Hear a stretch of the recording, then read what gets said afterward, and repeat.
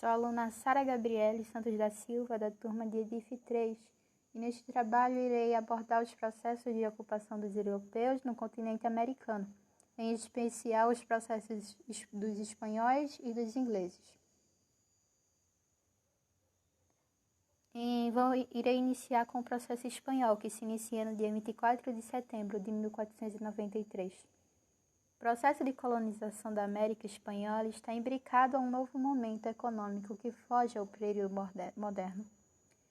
Instigado pela avidez do acúmulo de capital e favorecidos pelo avanço de determinadas técnicas de navegação, os europeus lançam-se aos mares em busca de terra, título e ouro. O cenário de instalação da sociedade colonial incide sobre a América indígena, pois precedendo a chegada dos espanhóis e demais europeus, o continente americano era habitado por numerosos povos, desigualmente distribuídos e diferenciados entre si, por distintos estágios culturais. Havia desde as sociedades de baixa cultura, como os tupuyás do Brasil, até as de alta cultura, como os astecas, maias e incas. Os homens que adentraram as caravelas revelam suas posições ocupadas na Europa e sua sede de status e riquezas. A conquista da América é de fato uma tentativa privada de mercadores e conquistadores, salvos aos acasos de Colombo e Magalhães, cujas empreitadas foram custeadas pelo Estado, ou seja, em sua maioria, eram pessoas de status sociais. A Igreja, nesse sentido, esteve presente conjugando interesses comuns aos da coroa. Em seu diário de bordo, Colombo afirma: do ouro se faz tesouro, e quem o tem faz o que quiser no mundo, e até leva as almas para o paraíso. Além de, em sua fala, estar presente na propagação da fé, é também fundamental considerar o discurso presente no século XVI, no qual o ouro justifica a existência da América para os europeus e reforça a engrenagem do mercantilismo e de suas práticas. E falando em mercantilismo, que seria um movimento unido às questões econômicas, focado no metalismo e baseado na centralização daquilo que é mais precioso no território, através de relações intercontinentais, iremos ver aqui mais outras duas características, além do mercantilismo. Por exemplo, o iluminismo, que estaria condicionado às novas ideias e apreciação da razão, e também o renascimento, ligado às questões culturais, à reforma da Igreja, enlaçadas aos aspectos religiosos. Essas características, estes eventos, sem dúvida têm sua repercussão nas colônias americanas. O êxito do empreendimento espanhol nas terras americanas estaria subordinado, de certo modo, à capacidade de explorar e acumular as riquezas do novo território. Esta situação requeria uma força de trabalho que atendesse às exigências e demandas. Ou seja, essas exigências e demandas seriam segura e barata. Desta forma, a prática espanhola entendia que a ocupação das terras conquistadas por si só não bastava. Era essencial torná-las proveitosas, o que significava cultivá-la e desenvolvê-la. Como consequência, a Espanha terá que organizar a exploração de suas colônias sem deixar de levar em conta as necessidades de afirmação da soberania da coroa espanhola. As medidas para o estabelecimento da fé cristã, para a necessidade de imigração e desenvolvimento de uma política de colonização, bem como o domínio amplo da terra e do povo que nela já vivia, uma vez que os espanhóis percebem a utilidade dos indígenas como mão de obra necessária para o momento. A fala de Novaes define o colonialismo. Fala de Novaes no próximo slide.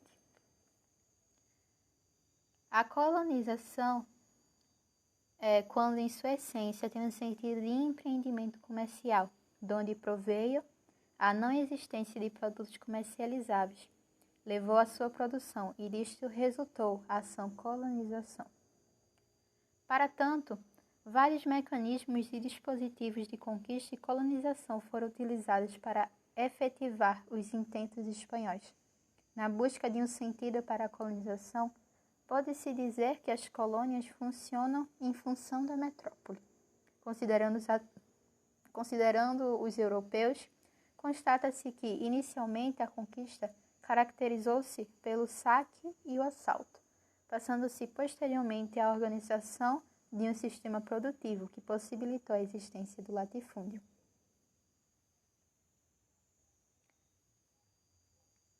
E ao abordarmos esse contato entre dois mundos que colocou em evidência distintas percepções do real e diferentes imaginários, nos remetemos ao entendimento de que a partir do século XVI vive-se a europeização, o nativismo e a mestiçagem, que tornam a identidade do continente latino-americano uma resposta sem conclusão. Não é simples avaliar este processo, que perdurou por séculos até os dias de hoje. Em seu enredo encontramos diversidades, opressões, contradições, processos interrompidos e inúmeras transformações. Mas, continuando na colonização espanhola, uma das características mais importantes da conquista é o fato de que foi efetuada segundo modalidades diversas. Foram feitas de diversas formas, explicadas principalmente pela relação existente entre as motivações da empresa espanhola e o estágio cultural, e claro, a densidade demográfica das populações indígenas. Um desses modos, temos dois aí no slide, dois desses modos são, primeiro, nas regiões habitadas por grupos indígenas de cultura primitiva que não possuem excedentes de produção e cujo potencial como força de trabalho era praticamente nulo, a conquista resultou na expulsão e eliminação dessas populações nativas. E o segundo modo foi nas regiões habitadas por sociedades indígenas de média e alta culturas, deu-se a subjugação das populações para a apropriação da produção excedente e domínio da força de trabalho indígena. E o que ocorreu, por exemplo, nas regiões densamente povoadas do Império Aztecas e do Império Inca. Então, são essas duas principais características, diferentes ocupações que ocorreu no domínio espanhol da América. Processo inglês, que é iniciado a partir do século XVII, onde Portugal e Espanha foram os primeiros países da Europa a investir nesse negócio de ocupação da Terra das Américas, cruzando os oceanos na busca de metais preciosos, terras e matérias-primas. O resultado desse processo foi a colonização de várias regiões da América. Ao notar que os primeiros aventureiros alcançaram sucesso, outros países também foram em busca de terras e na expansão do comércio, como é o exemplo da Inglaterra. Os ingleses passaram a investir na construção naval. A política mercantilista que pregava o acúmulo de riquezas para o reino parecia bastante atrativa para a coroa. No governo da Rainha Elizabeth I, a Inglaterra ingressou na economia mercantilista, ao investir na construção de novas embarcações e no comércio marítimo. Nesse contexto, a pirataria se tornou uma importante fonte de lucros, sustentada no assalto de navios espanhóis, que saía do Caribe com destino à Europa.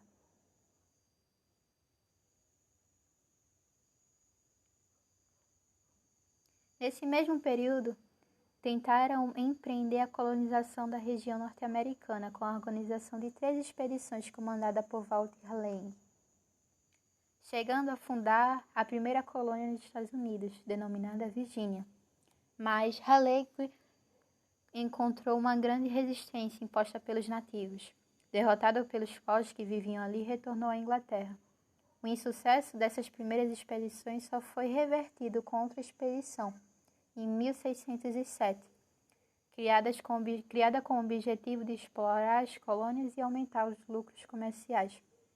Uma delas, a London Company, voltou à América para recuperar a colônia da Virgínia e iniciar a colonização inglesa. Depois disso, o processo de colonização britânico ganhou força, com a política de cerceamentos, que expulsou os pequenos agricultores de suas propriedades, forçando-os a buscar outras possibilidades no Novo Mundo. Concomitantemente, os conflitos religiosos que tomaram conta da Inglaterra após a Reforma Anglicana também motivaram a imigração dos puritanos ingleses para a América. No ano de 1620, chegando à América do Norte, os colonos fundaram a colônia de Plymouth, que é o atual estado de Massachusetts.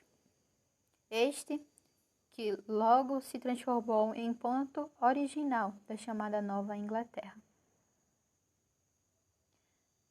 Com o passar do tempo, esse processo de colonização estabelecida por meio da ação autônoma de determinados indivíduos passou a desenvolver suas próprias características, que diferiram quanto ao tipo de povoamento e economia.